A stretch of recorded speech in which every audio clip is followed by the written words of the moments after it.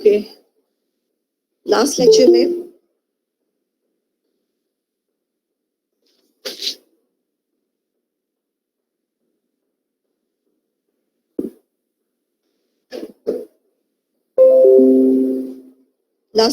मैंने आपको loop statements बताया था। तो type of for loop statements बताई थी, लेबल लूप होती है और फॉर ईच लूप, इसके बारे में बताया था। उसके बाद नेक्स्ट व्हाइल लूप है। व्हाइल लूप जो है that is almost same, it is similar to C and C plus plus while loop. ठीक है, देयर इज नो डिफरेंस। तो ये बिल्कुल सेम है। टू व्हाइल लूप सेम है as in C plus plus जो और सी में आपने जो किया, दोनों में डिफरेंस आपको पता ही है क्या है। ठीक है, तो इसमें कुछ भी नया नहीं है।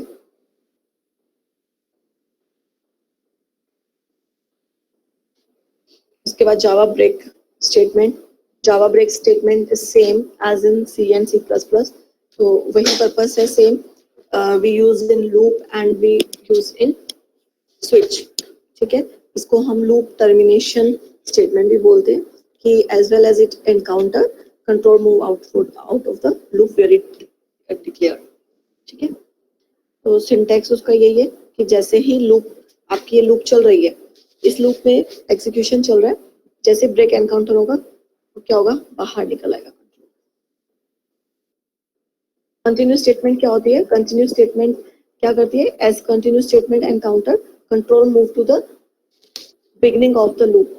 बिगिनिंग ऑफ द लूप का मतलब है where it declare, in which block it declare.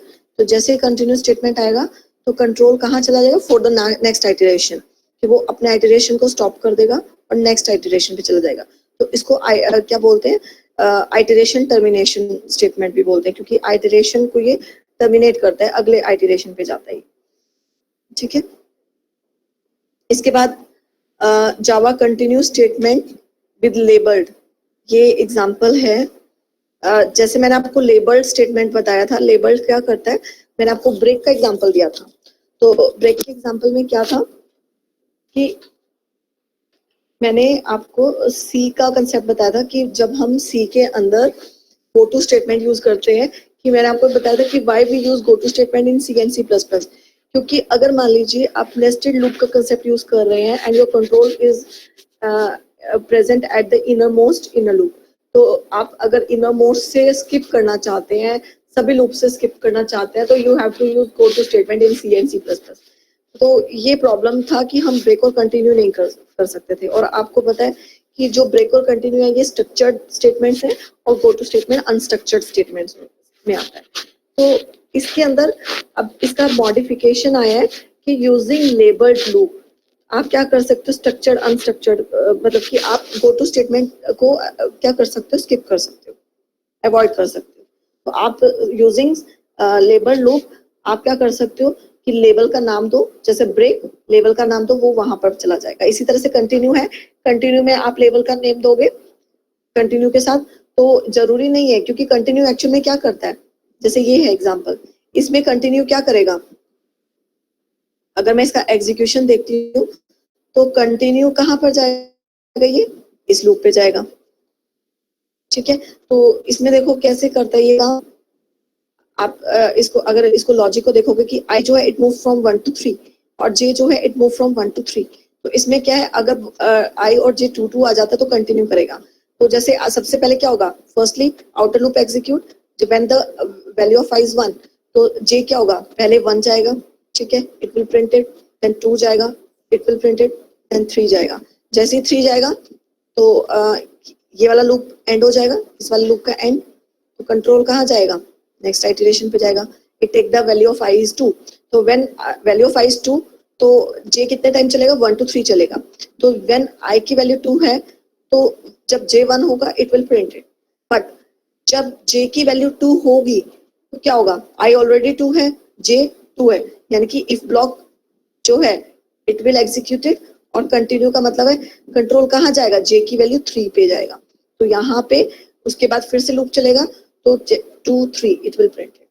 ठीक है, उसके बाद फिर कंट्रोल आउटर लूप पे जाएगा, आई की वैल्यू 3 हो जाएगी, फिर इनर लूप कितने टाइम चलेगी? 1 to 3 तक चलेगी, इट विल प्रिंट 3 1 3 2 3 3। तो यहाँ पे break statement, sorry continue statement चला। लेकिन अब देखिए, अगर मैं लेबल्ड स्टेटमेंट यूज करती हूँ, जैसे यहाँ पे लेबल स्टेटमेंट लिया है, लेबल स्टेटमेंट का मतलब है आपने लेबल फॉर लूप लिया। मैंने आपको ब्रेक के साथ एग्जांपल बता दिया, अपने लेबल कंटिन्यू के साथ लेबल बता रही। तो इसमें क्या है, same when value of i is 1, ठीक है, i execute j execute 1 to 3, तो 1 1 1 2 1 3 प्रिंट होगा। But the when the value of i is 2, तो क्या होगा, j 2 1। जब when the value of j is 1, तो ये 2 1 प्रिंट होगा। बट जैसे ही j की वैल्यू 2 होगी, कंटिन्यू a आ गया। कंटिन्यू a का मतलब क्या है, अभी अगर मैं इसको लेबल ना लिखती तो कंटिन्यू स्टेटमेंट कहाँ जाती, अपने ब्लॉक पे जाती जहां पे कंटिन्यू को डिक्लेयर किया। बट यहाँ पर a हो गया, अब ये कहाँ जाएगा, ये आउटर लूप पे जाएगा। तो यानी कि आप इस तरीके से इनर से आउटर में मूव कर सकते हो। तो यहाँ पर i की वैल्यू क्या हो जाएगी, 3 हो जाएगी। तो फिर 3 j 1 to 3 एग्जीक्यूट करेगा, यानी कि 3 1 3 2 3 3। तो ये लेबल्ड का एग्जांपल है, आपको ये पता होना चाहिए कि जैसे ही लेबल लगा, जहां पर लेबल है वहां पर जंप कर जाएगा कंट्रोल, ठीक है। ब्रेक का मैं एग्जांपल पहले ही बता चुकी हूँ, ब्रेक भी बिल्कुल वैसे काम करता है। ब्रेक क्या करेगा, स्किप कर जाता है उस लूप से बाहर। जो लेबल, जैसे हमने ब्रेक ए लिखा है, तो ये क्या करेगा, it jump outside the for loop, ठीक है। तो ये आपकी लूप स्टेटमेंट थी। के बाद नेक्स्ट जो है ऑब्जेक्ट ओरिएंटेड प्रोग्रामिंग हम स्टार्ट कर रहे हैं।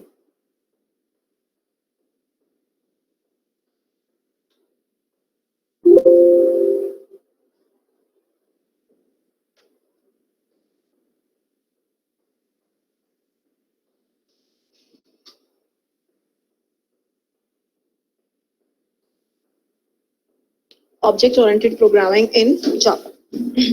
बिल्कुल, अगर आपके पास कंसेप्ट आता है इसका, explain the concept of object oriented programming, तो आपने जो C++ में कंसेप्ट किया बिल्कुल वही चीज करनी है, ठीक है। तो हम बात करते हैं कि ऑब्जेक्ट ओरिएंटेड प्रोग्रामिंग क्या है। ये मैं पहले भी बता चुकी हूँ, जिसमें इनहेरिटेंस, डाटा बाइंडिंग, पॉलीमॉर्फिज्म, ये तीनों कंसेप्ट मेन है जो आ रहे हैं इसके अंदर, ठीक है। ऑब्जेक्ट बेस्ड और ऑब्जेक्ट ओरिएंटेड प्रोग्रामिंग, इन दोनों में आपको डिफरेंस पता होना चाहिए। ऑब्जेक्ट बेस्ड में क्या होता है, सिंपल ऑब्जेक्ट और क्लास का कंसेप्ट आता है, ठीक है। लेकिन ऑब्जेक्ट ओरिएंटेड में क्या होता है, इनहेरिटेंस, डाटा बाइंडिंग, पॉलीमॉर्फिज्म, ये सारे कंसेप्ट आ जाते हैं, ठीक है। तो जो जावास्क्रिप्ट है वो ऑब्जेक्ट बेस्ड लैंग्वेज है, लेकिन जो जावा है it is a object oriented language. तो जो सबसे पहली जो ऑब्जेक्ट ओरिएंटेड प्रोग्रामिंग था, दैट वाज सिमुला। सबसे पहले ये इंट्रोड्यूस हुई थी, जिसमें ये ऑब्जेक्ट का ये सारा का सारा कंसेप्ट है, इनहेरिटेंस, पॉलीमॉर्फिज्म का कंसेप्ट था। तो अगर आपसे पूछा जाए कि जावा से पहले कौन सी pure truly object oriented programming language थी, दैट वाज स्मॉल टेक, ये वाली लैंग्वेज थी, ठीक है। उसके बाद जावा आया है, ओके। तो उसके कंसेप्ट अभी पता ही है आपको, object, class, inheritance, polymorphism, abstraction, encapsulation, ये आपको कंसेप्ट पता है। What is object, entity having properties and method.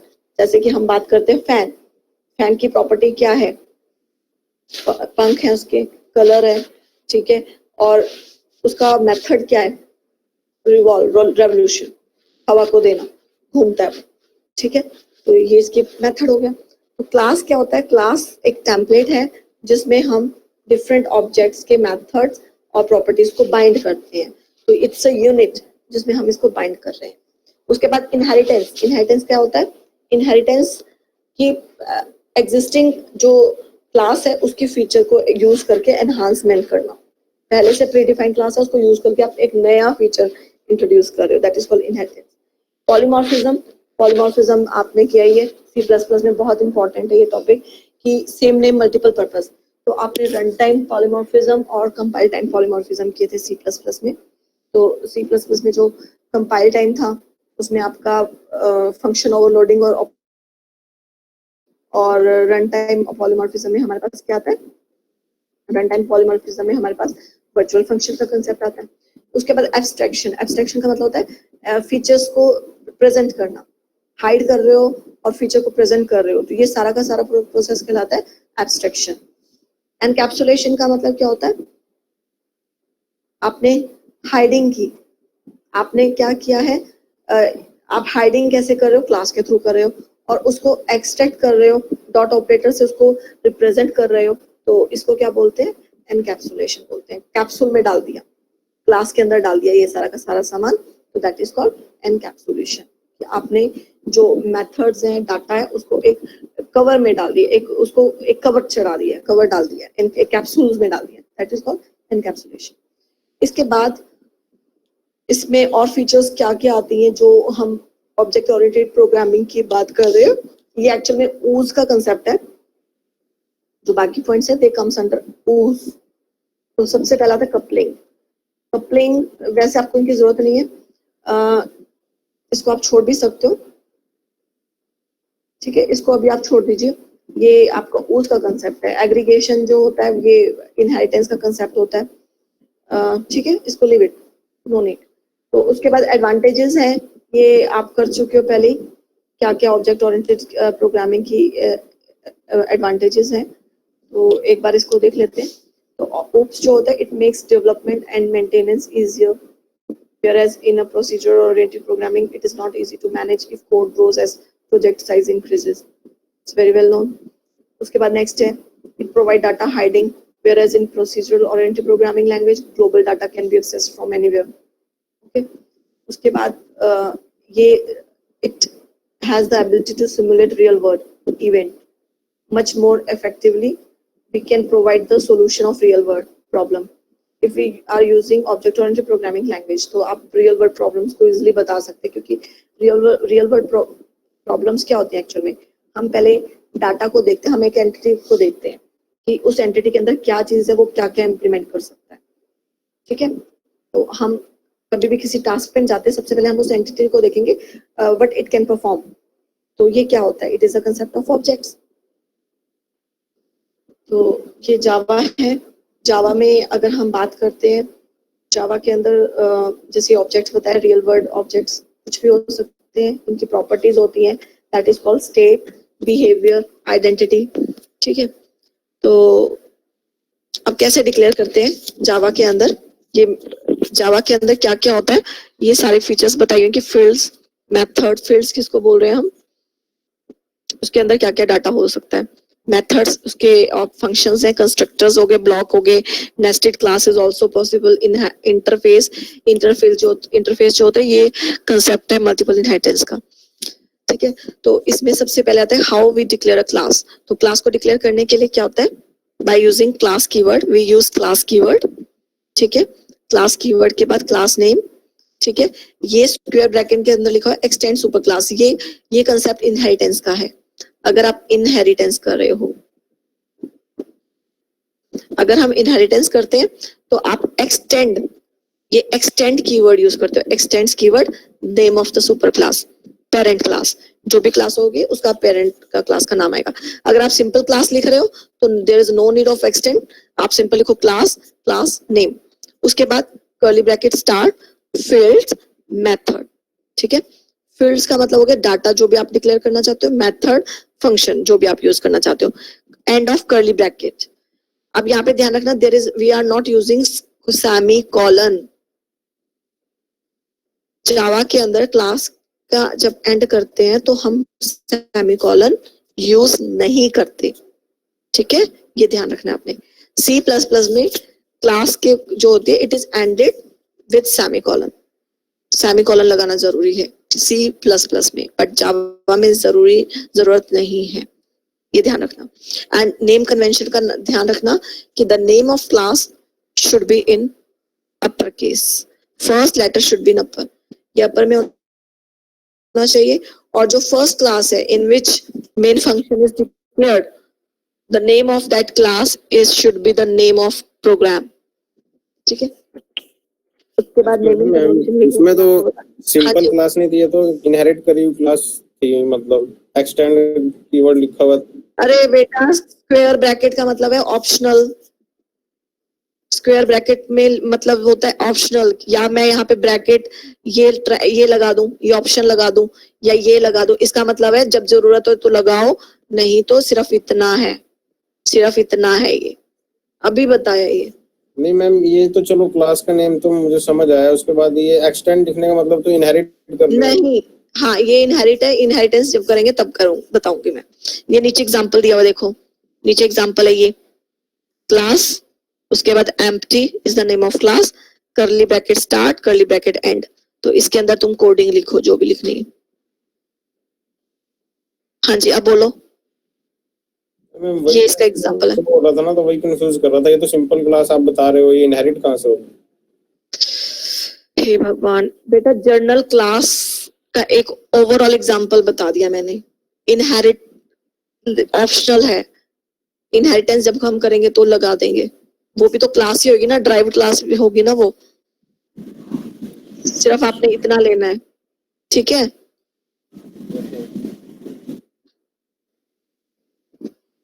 अब इसके नेमिंग कन्वेंशन क्या है?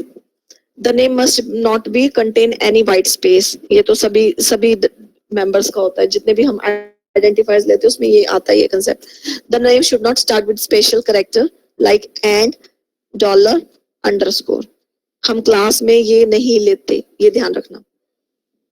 Let's see some other rules. Class के अंदर क्या होता है? It should start with upper letter, यही बताया मैंने। First letter should be in upper case. It should be noun such as colour, button, देखो बी आ गया, लेटर अपर में आ गया, सी आ गया, ठीक है। Use appropriate word instead of acronyms, जो भी मीनिंगफुल नेम यूज करना है आप लोगों ने, ओके। उसके बाद नेक्स्ट आता है फील्ड्स एंड मेथड। फील्ड्स क्या हो गए? फील्ड्स का मतलब होता है वेरिएबल्स। मेंबर हम इसको बोलते हैं डाटा मेंबर्स। फील्ड्स का मतलब क्या हो गया? Data members. तो डाटा मेंबर्स का मतलब है object that contain some properties. तो इसमें किस तरह से लिखते हैं, जैसे एग्जांपल दिया हुआ है,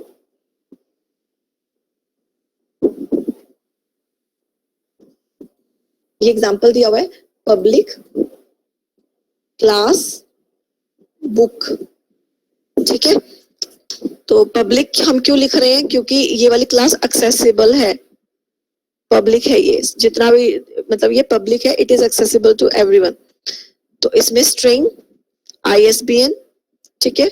तो ये इसमें स्ट्रिंग, इन आईएसबीएन और टाइटल और पेज काउंट और प्राइस, ये सारे के सारे क्या है इसके अंदर? ये सभी के सभी इसमें जावा फील्ड्स हैं।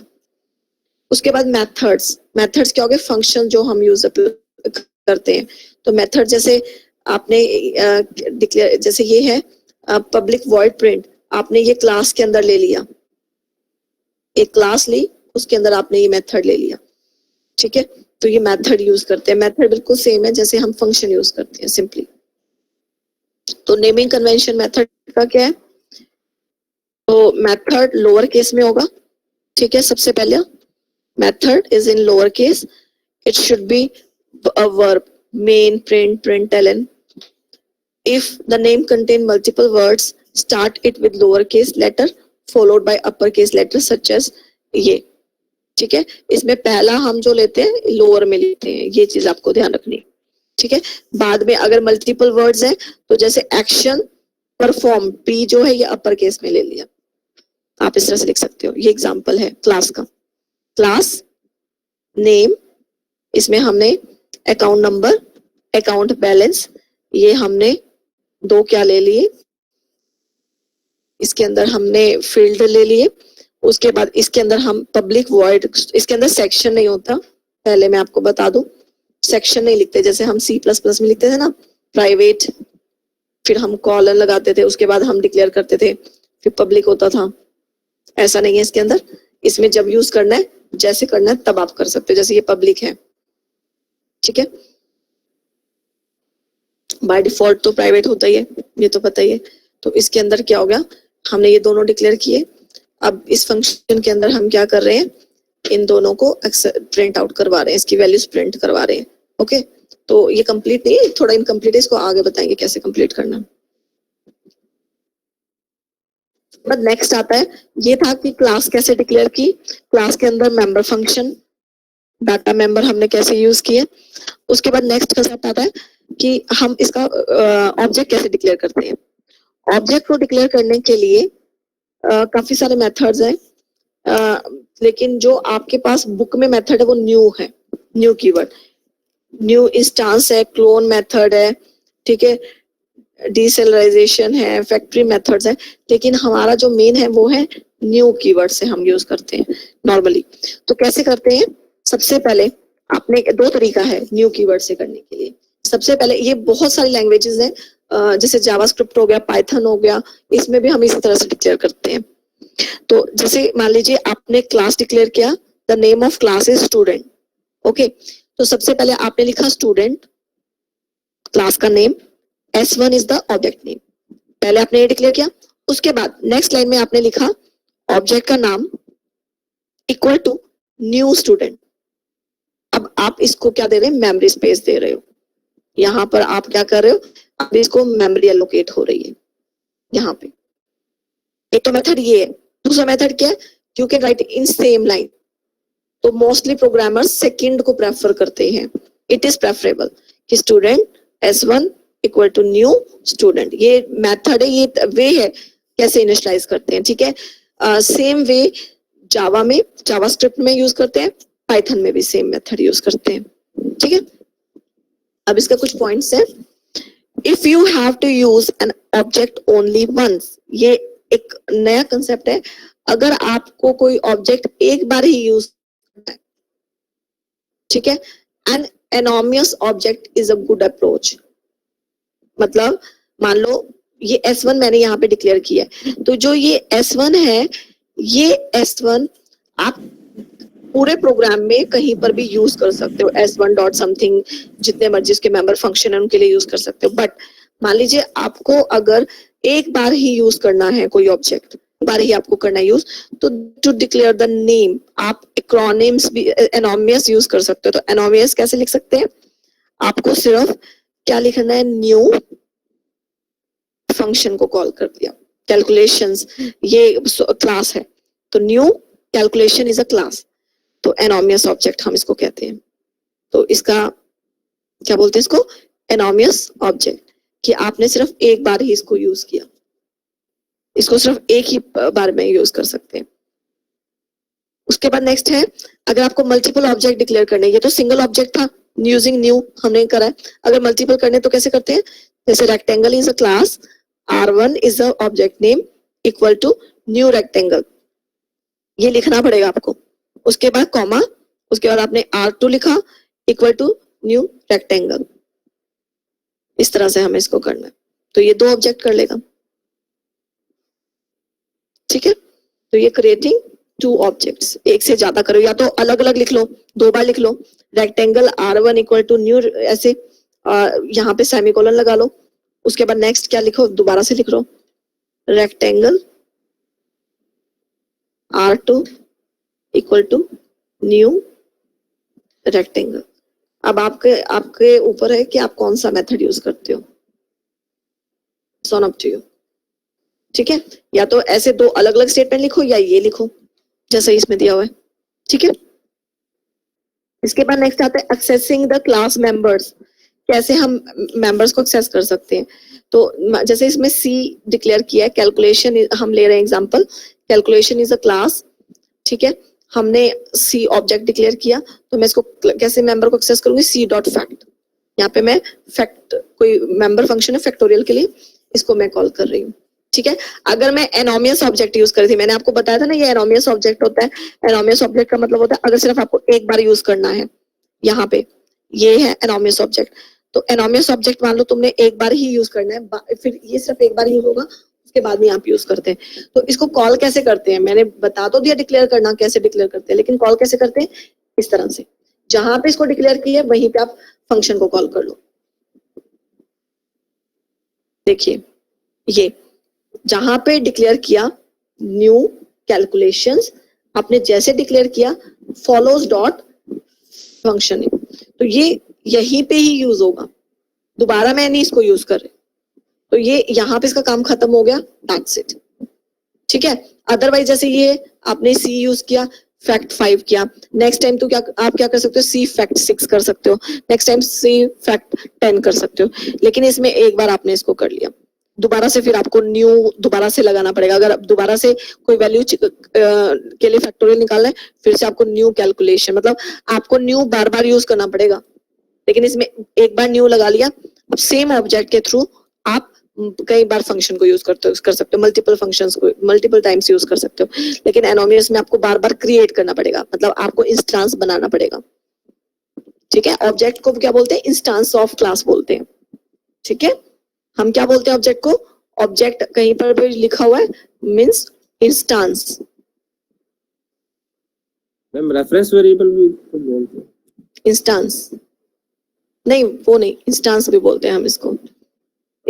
मैम इंस्टेंस तो इंस्टेंस ऑब्जेक्ट हो जाएगा। क्या? जैसे ऑब्जेक्ट डिक्लेयर करते हैं तो वो तो फिर वो इंस्टेंस ऑब्जेक्ट होते हैं, कई स्टैटिक होते हैं। वेरिएबल पे मत जाओ बेटा। मैम ऑब्जेक्ट तो फिर रेफरेंस वेरिएबल होंगे, इंस्टेंस तो नहीं होंगे। इसको इंस्टांस भी बोलते हैं मेरे बेटे, इसको क्रिएट करने को इंस्टेंशियंस भी बोलते हैं। इंस्टांस, इसको इंस्टांस भी बोलते हैं। इंस्टांस वेरिएबल पे मत जाओ, अभी मैंने वेरिएबल तो बोला ही नहीं है।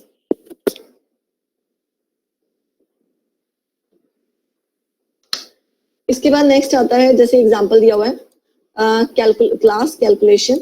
इसके अंदर हमने फंक्शन डिक्लेयर किया void fact, ये मेंबर फंक्शन है।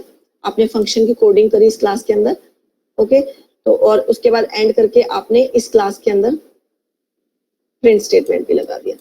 ठीक है, अब इसमें देखो ध्यान से, इसके अंदर जो है प्रिंट स्टेटमेंट किसी भी फंक्शन के अंदर नहीं लिखी हुई।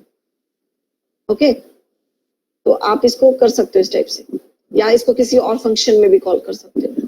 तो यहाँ पे क्या होगा, अब जो ये है, एक चीज का ध्यान रखना, जब भी हम ओके, तो इसी क्लास के अंदर हम अब क्या कर रहे हैं, ये हमने क्लास का एंड किया। इसके बाद आपने क्या किया, void main।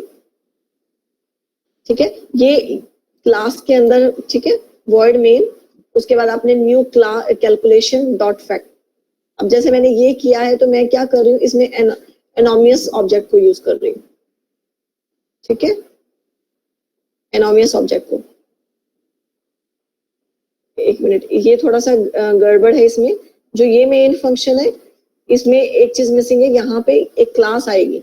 ठीक है, यहाँ पे क्लास डिलीटेड है, यहाँ पे आप क्लास का नाम लिखेंगे पब्लिक।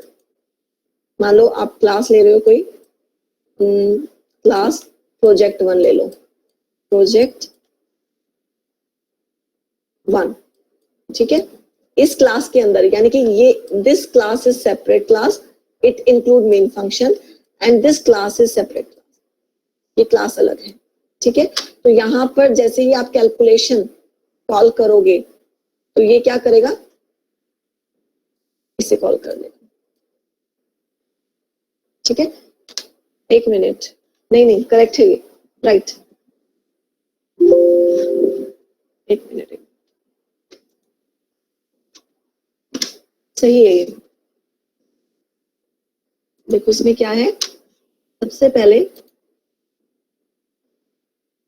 आपने क्या किया, क्लास कैलकुलेशन डिक्लेयर किया।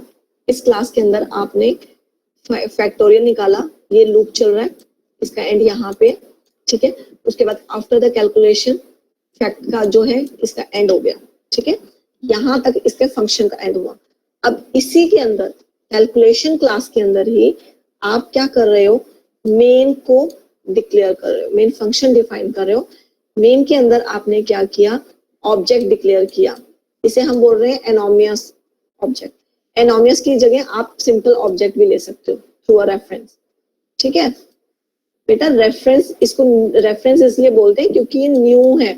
न्यू क्या होता है, this operator is used to allocate the memory.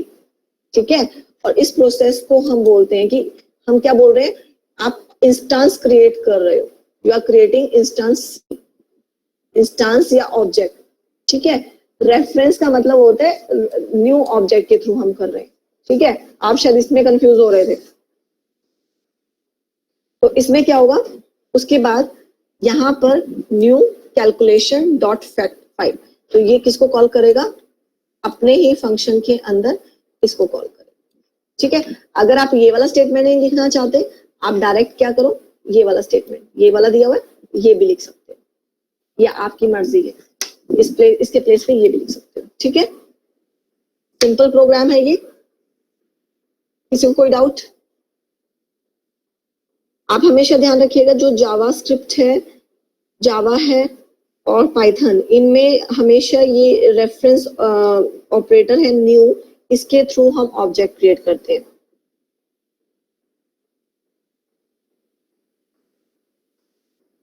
उसके बाद है initialising the object of class. अब हम ऑब्जेक्ट को कैसे इनिशियलाइज कर सकते हैं?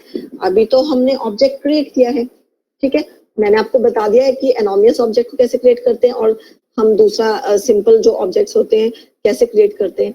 अब बात आती है कि ऑब्जेक्ट तो हमने क्रिएट कर दिए, अब यहाँ पे देखो, यहाँ पे हम वैल्यू 5 कर रहे हैं, ठीक है। मान लो मैं कोई वेरिएबल डिक्लेयर करती हूँ इस फंक्शन के अंदर, इस क्लास के अंदर मैं कोई वेरिएबल डिक्लेयर करती हूँ और मैं इस वेरिएबल को इनिशियलाइज करना चाहती हूँ। तो वेरिएबल जो इसके डाटा है, क्लास के अंदर जितने भी डाटा है, फील्ड है, उनको हम इनिशियलाइज कैसे कर सकते हैं? तो उसको हम क्या बोलते हैं? Initialization of object. तो इनिशियलाइजेशन ऑफ ऑब्जेक्ट आप C++ में भी कर चुके हो, आप सिंपली भी कर सकते हो, कंस्ट्रक्टर के थ्रू भी कर सकते हो। आपने C++ में मेथड और कंस्ट्रक्टर के थ्रू किया हुआ है, ठीक है। अब इसमें 3 वेज है जिसके थ्रू हम कर सकते हैं। तो सबसे पहले आता है object and class initialization through reference. Reference के थ्रू हम कैसे करते हैं? तो इसका एग्जांपल देखो, यहाँ पे हम क्या ले रहे हैं? क्लास स्टूडेंट ले रहे हैं। अब यहाँ पे क्या लिया है आपने? एक वेरिएबल डिक्लेयर किया है, फील्ड डिक्लेयर किया है, दैट इज कॉल्ड आईडी, और दूसरा फील्ड डिक्लेयर किया नेम, ठीक है। और आपने क्या किया? एंड ऑफ क्लास कर दिया, क्योंकि हम जस्ट सिंपली क्या कर रहे हैं, मैं आपको बता रही हूँ इनिशियलाइजेशन। फंक्शन वगैरह तो हम लगा देंगे, that is not a big deal. तो इसमें हमने इंट आईडी और नेम लिखा है, ओके। तो उसके बाद हम क्या कर रहे हैं? Class test student 2। अब इसके अंदर हमने क्या लिया है? इसके अंदर हमने मेन फंक्शन डिक्लेयर किया है। पहले वाला एग्जांपल था, उसमें हमने सेम क्लास के अंदर ही हमने फंक्शन बनाया और क्या किया है? मेन के थ्रू हमने उनको यूज किया, एक्सेस किया। ये क्या है? अब इसके अंदर हम क्या कर रहे हैं? इसमें हम एक क्लास बनाई हमने स्टूडेंट, दूसरी हम क्लास ले रहे हैं स्टूडेंट टेस्ट स्टूडेंट 2। अब इसमें हमने मेन फंक्शन डिक्लेयर किया। अब यहाँ पे हम क्या कर रहे हैं? यहाँ पे ऑब्जेक्ट को क्रिएट कर रहे हैं, हमने ऑब्जेक्ट क्रिएट किया। अब क्या करें? डायरेक्ट हम s1.id इसको डायरेक्ट एक्सेस कर रहे हैं, ठीक है। ये क्या हो रहा है? डायरेक्टली एक्सेस हो रहा है इसको। इन वेरिएबल्स को हम डायरेक्ट वैल्यूज असाइन कर रहे हैं यहाँ पे, क्योंकि आपको भी पता है जब ऑब्जेक्ट क्रिएट होता है तो मेमोरी स्पेस रिजर्व हो जाता है। तो यहाँ पे आईडी और नेम के लिए रिजर्व हो गया। जैसे हम स्टेटमेंट्स को कॉल करेंगे तो it automatically assign the value, तो ये असाइन हो जाएंगे। तो जैसे ही आप प्रिंट करोगे system dot out println s.id इसका मतलब है 101 वैल्यू प्रिंट हो जाएगी।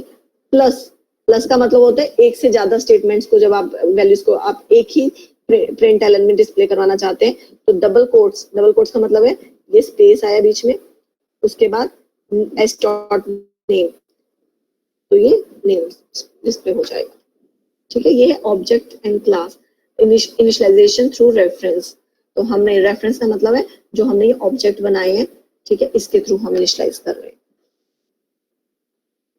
उसके बाद नेक्स्ट आता है थ्रू द मेथड। मेथड के थ्रू क्या होता है? हम इसमें पैरामीटर पास करेंगे। किस तरह से? ये स्टूडेंट है, रोल नंबर, नेम, आपने 2 फील्ड लिए। अब यहाँ पे हम एक और फंक्शन डिक्लेयर कर रहे हैं, मेथड डिक्लेयर कर रहे हैं, that is called insert record, जिसमें हम इंट r और स्ट्रिंग n ये लिख रहे हैं। तो हम कैसे कर सकते हैं? Roll number equal to r, बिल्कुल C++ की तरह, नेम इक्वल टू n। अब आपने क्या किया? इसके अंदर ये वैल्यू डिस्प्ले कर दी, ठीक है।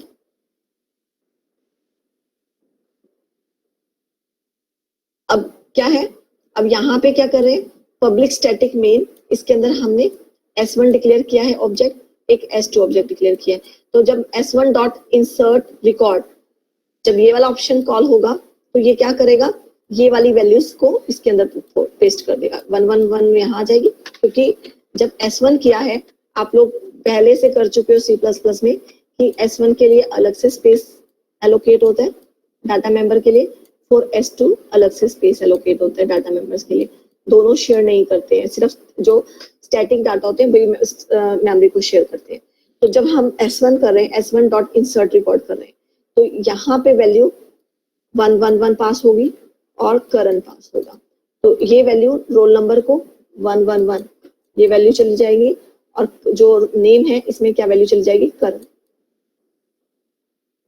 ठीक है, उसके बाद आपने जब S2 इंसर्ट रिकॉर्ड जब इसको कॉल करोगे तो यहाँ पे वैल्यू 222 और RN यानी कि ये यहाँ पे स्टोर होंगी, S2 के डाटा मेंबर में स्टोर होंगी। ठीक है, ये वैल्यू यहाँ पर स्टोर होंगी। उसके बाद क्या है, S1 डॉट डिस्प्ले इन्फॉर्मेशन यानी कि ये कॉल किसको कर रहा है, इस फंक्शन को कॉल कर रहा है, यानी कि ये अब क्या वैल्यू डिस्प्ले करेगा, ये वाली वैल्यू डिस्प्ले करेगा, दिस वन। ठीक है, और जब S2 के थ्रू करेंगे तो S2 के अंदर क्या वैल्यू स्टोर है, 102 सॉरी यहाँ पे 111 आएगा, यहाँ पे 1 आएगा, यहाँ पे 222 आएगा। ठीक है, ये चीज थोड़ा सा गलत है तो क्योंकि 222 ये वाली वैल्यूज आएंगी। ओके, 101 102 नहीं आएगी, यहाँ पे 111 ये आउटपुट गलत है। आउटपुट क्या आएगी इसकी, इसकी आउटपुट आएगी 111 करण और 222 RN, ये वाली आउटपुट आएगी, ये वाली आउटपुट नहीं आएगी।